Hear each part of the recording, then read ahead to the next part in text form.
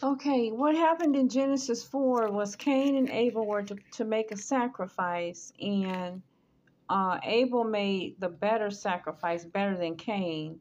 So the Lord did not respect the fact that Cain did not try to put his best sacrifice forward. Let me look back over here in 3. What I was telling you about was the Lord had told Eve that there will always be suspicion between the devil and her offspring. She would always have a suspiciousness, about things. So, or she would always be what? Doing something and saying the devil made me do it. And that's not so, right? So over here in 4, Cain rose up against his brother because he was upset that he didn't get like an attribute, or he didn't get a reward for the sacrifice that he did give. He didn't get, rub on the shoulder or whatever from the Lord. But the Lord knew that it was not Cain's best. So he told him that the devil is at the door. In other words, he's basically saying, you're gonna end up getting in some trouble. But what he did was, because he killed his brother in 3, he had him uh, thrown out into the land somewhere. He went somewhere far away, but nobody could kill him. He had a mark on his head, so nobody could kill him. And he lived out in a faraway land for many years. And then when you get over here to 5, Adam had gotten very old. He lived to be what, 130 years old. When he got old, he had another son with his wife Eve, and that son was the last one. His name was called Seth. Now Seth is going to end up being Noah's father. I believe is going to end up being Noah's father. Wait a minute. Seth lived and had Enos 807 years, and he had sons and daughters. Let me make sure. And then and all the days of Seth were 912 years, and he died. And Enos lived 90 years and had Canaan.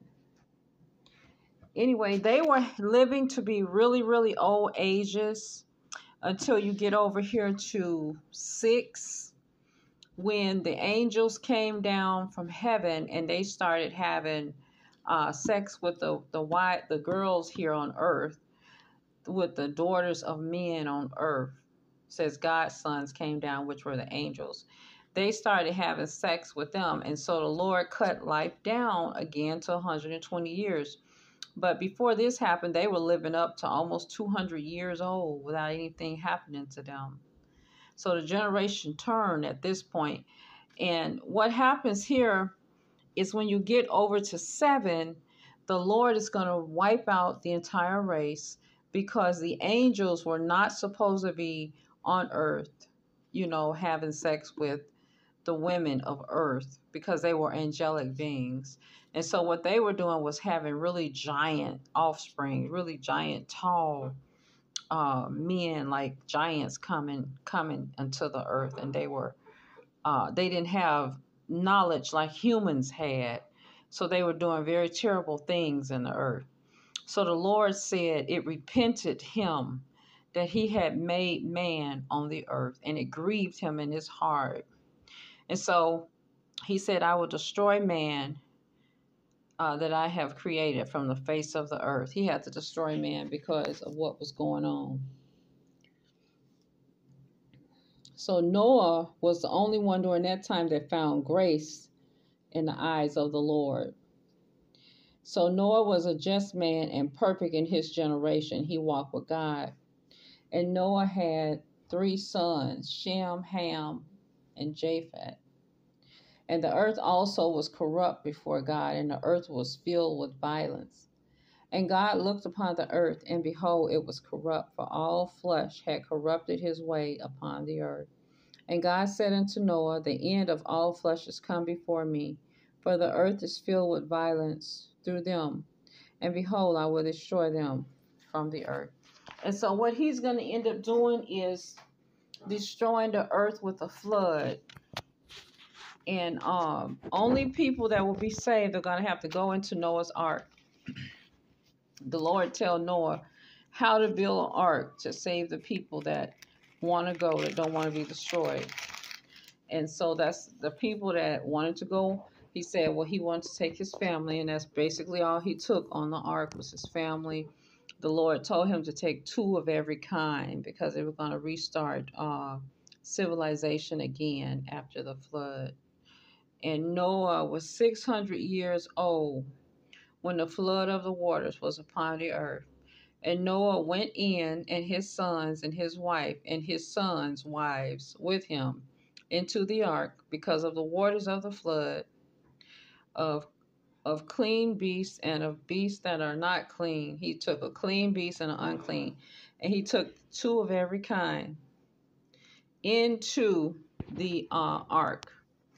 There went 2 and 2 and 2 unto Noah into the ark, male and female, as God commanded Noah.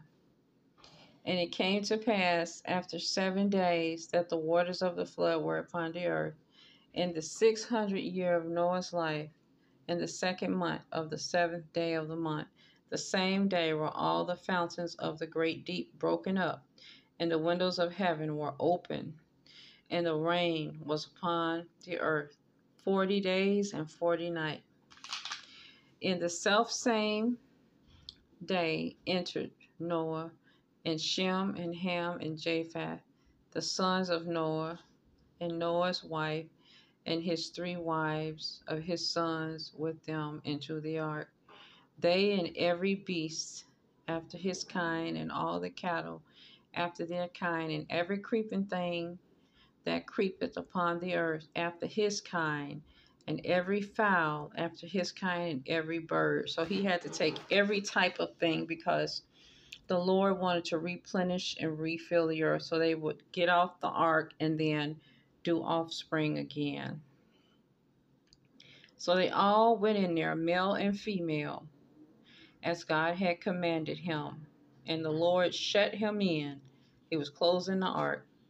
And the flood was 40 days upon the earth, and the water increased and bare up the ark, and it was lifted up above the ark. And the waters prevailed and were increased greatly upon the earth. And the ark went upon the face of the waters, and the waters prevailed exceedingly upon the earth. And all the hills, high hills that were under the whole heaven were covered. 15 cubits upward did the waters prevail. So the waters was all over. The waters was all over the ark. They were like inside of the waters, and nothing happened to them, no leaks or nothing. And the mountains were covered, and all flesh died that moved upon the earth, both of fowl and of cattle and of beasts and of every creeping thing that creepeth upon the earth, and every man, all in whose nostrils was the breath of life, of all that was in the dry land, died. And every living substance was destroyed which was upon the face of the ground, both man and cattle, and the creeping things and the fowl of the heaven. And they were destroyed from the earth, and Noah only remained alive, and they that were with him in the ark. And the waters prevailed upon the earth 150 days. Then we get over here to 8, and God remembered Noah and every living thing and all cattle that was with him in the ark. And God made a wind to pass over the earth, and the waters assuaged. The fountains also of the deep and the windows of the heaven were stopped. And the rain from heaven was restrained, and the waters returned from off the earth continually. And after the end of the 150 days, the water were abate. And the ark rested in the 7th month, and the 7th day of the month upon the mountains of Ararat. And the waters decreased continually until the 10th day, In the 10th month, on the first day of the month, were the tops of the mountains seen. Amen. So the Lord had made the flood and the waters to just take over and cleanse everyone in the land. Isn't that something? It's amazing. So he protected Noah because Noah was under his covenant until this happened. He stayed under with God, and then he continued to stay with God, so he covered Noah and his family. Even if his family didn't believe, his family believed in Noah. They believed in his father, so they went with him. But guys, I had watched this. Let me tell you what I seen one day on YouTube. I seen a lady. She said that she had died. I watch NDE every now and then. She said she died and she went to heaven. But she said when she went there, she went with God, with Jesus, and she said his presence was so beautiful. And she said, I remembered that when he walked on the ocean, listen, she said when he walked upon the water would rise up as though it was saluting his steps. She said I would walk behind him wherever we would go. And she said the water would rise up on the side as he walked through, as though the water was saluting him. And she said, that's what I remember. She said, I had never seen the ocean do that before. She saw the ocean floor would just rise up and open when he come down through there. Isn't that something? So anyway, that's what the lady said. She said she asked the Lord where she was with him. She said, she wanted to stay there. But she said, I know I have to go back because I have children that I take care of. So God sent her back to earth. The Lord sent her back. But she said she really didn't want to not say, she didn't want to come back. But she said it was such a beautiful place that, she wished that she didn't have such responsibility on earth, but she had to come back. Some had happened to her where she had got down in the hospital almost about to die, but she survived. I don't know what had happened to her, but whatever it was, she was healed in her body, and the Lord took care of her after she came back to earth and everything was okay. But she was telling a story. I'd be watching little stories of people, whatever they go through. So anyway, we're back here in 8. What happened with Noah? He sent the dove out. And so that, the waters had went down. He sent the dove out to see if it was dry ground for them to get off that ark. And so when the dove did not come back, a few times he sent the dove out and the dove came back. But when the dove didn't come back, that made him say, well, okay, now I know that the ground is dry, because the dove had went on out to find food or to find somewhere to go. He said, oh, okay, he didn't come back. So this means that they could get off of the ark and start making their lives again.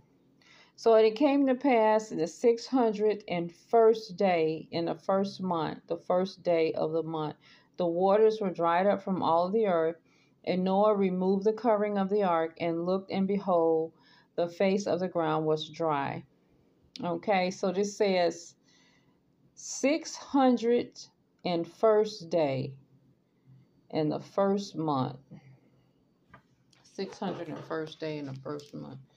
Okay, and then it says, and God spake unto Noah, saying, go forth of the ark, thou and thy wife and thy sons wives with thee, bringing forth with thee every living thing that is with thee of all flesh, both of fowl and of cattle, and of every creeping thing and that creepeth upon the earth, that they may breed abundantly in the earth, and be fruitful and multiply upon the earth. So it was time to start having an offspring and start to grow things and, seed in the earth.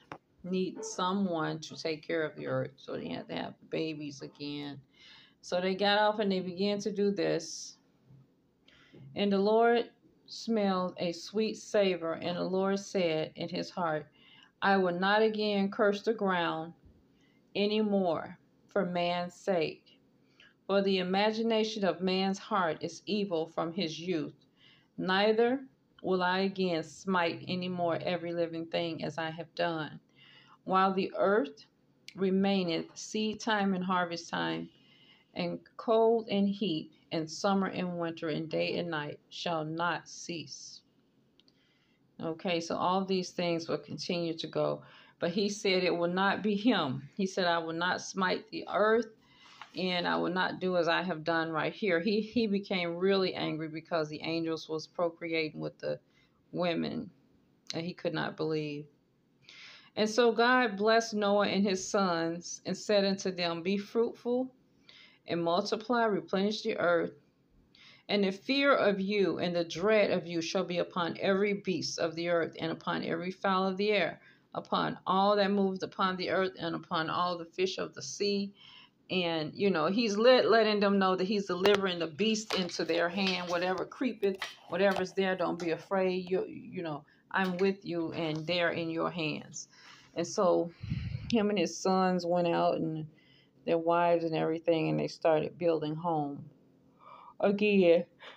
And God spoke unto Noah and to his, sons with him, saying, and behold, I establish my covenant with you and with your seed after you, and with every living creature that is with you, of the fowl of the cattle, and of every beast of the earth with you, from all that goeth out of the ark to every beast of the earth. So he's saying, I am in covenant with you and with everything that you own.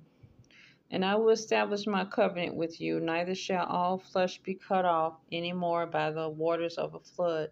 Neither shall there any more be a flood to destroy the earth. And God said, this is the token of the covenant which I make between me and you and every living creature that is with you for perpetual generations. I do set my bow in the cloud, and it shall be for a token of a covenant between me and the earth. That rainbow that you see in the cloud, right? Okay. And it shall come to pass when I bring a cloud over the earth that the bow shall be seen in the cloud. And I will remember my covenant, which is between me and you and every living creature and of all flesh. The waters shall no more become a flood to destroy all flesh. And the bow shall be in the cloud, and I will look upon it, that I may remember the everlasting covenant between God and every living creature of all flesh that is upon the earth. He said, I will not forever forget this covenant. And God said unto Noah, this is the token of the covenant which I have established between me and all flesh that is upon the earth. And the sons of Noah that went forth of the ark were Shem, Ham, and Japheth. And Ham is the father of Canaan. These are the three sons of Noah, and them was the whole earth overspread. From the three sons of Noah, the whole earth was overspread with more men, women, boys, girls, and children from the three sons, Shem, Ham, and Japheth. And one of them is the son of Canaan, father of Canaan. You know, the land of Canaan. Okay, I'm going to end this right here. Let's see what else it has to say here. It says, and Noah began to be a husbandman, and he planted a vineyard. Okay, he took care of the vineyard. And he drank of the wine and was drunk, and he was uncovered within his tent. And Ham, and the father of Canaan, saw the nakedness of his father, and told his two sons, brethren, without. And Shem and Japheth took a garment and laid it upon both their shoulders, and went backward and covered the nakedness of their father, and their faces were backward. They walked in backwards, and they saw not their father's nakedness. And Noah awoke from his wine and knew what his younger son had done unto him. And he said, Cursed be Canaan, a servant of servants shall be unto his brethren. And he said, Blessed be the Lord God of Shem, and Canaan shall be his servant. God shall enlarge Japheth, and he shall dwell in the tent of Shem, and Canaan shall be his servant. And Noah lived after the flood 350 years. And all the days of Noah were 950 years, and he died. Okay, so next in 10 is the generations of Shem, Ham, Japheth, and Canaan. And so they speak in what's going to happen before they die. Each patriarch, when they're getting ready to pass, they tell what they see of their children, what's going to happen. And they speak it, and they say this person is, did right, and this person did wrong. All right, so we're going to take a look when we get back. I'm going to go as far as almost to the end of Genesis. And then I'm going to get over into Exodus, because I just want to briefly go over these things with you. But I did want to read the story of Noah, because it's very important in the book of Genesis. Talk to you later.